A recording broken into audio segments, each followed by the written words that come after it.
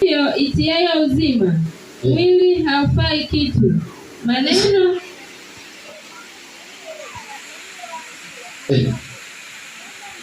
rudia tena kwa sauti.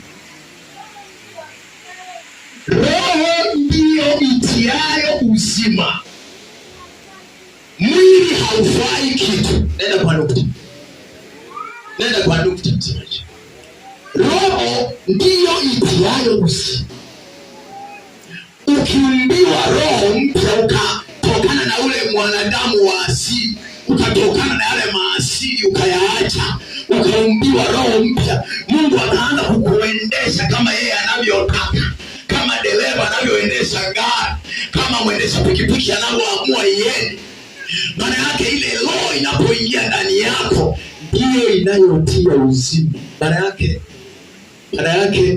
ile roho itakapoingia ndani yako itaumulika mwili wote na kusafisha. Bwana Yesu asifiwe sana. Bwana asifiwe sana. Kwa sababu hiyo roho ndiyo inayotia uzima. Endelea.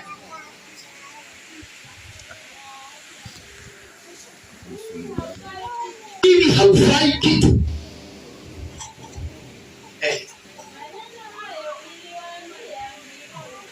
Haya maneno tunayoyahubiri leo ni roho, tena ni uzima. Komea hapo, mtapie Yesu makofi. Amen. Ongeza makofi.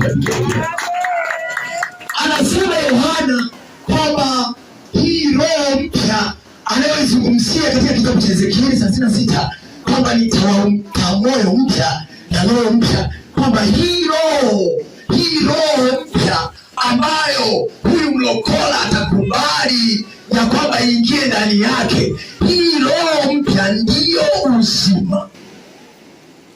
Bwana Yesu asifiwe sana. Bwana Yesu asifiwe sana. Kwa hiyo hii moyo mpya na roho mpya vinakuja na bonus. Sema bonus. Hii moyo mpya na roho mpya vinakuja na bonus. Mtu anasema mimi nimeokoka.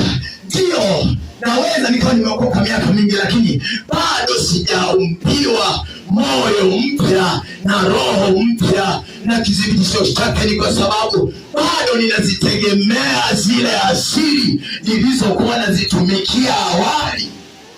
Maana amesema katika Wakorintho, mwanadamu wa tabia ya asili huyu hawezi akaelewa mambo ya rohoni. Ndiyo maana wachungaji wanasema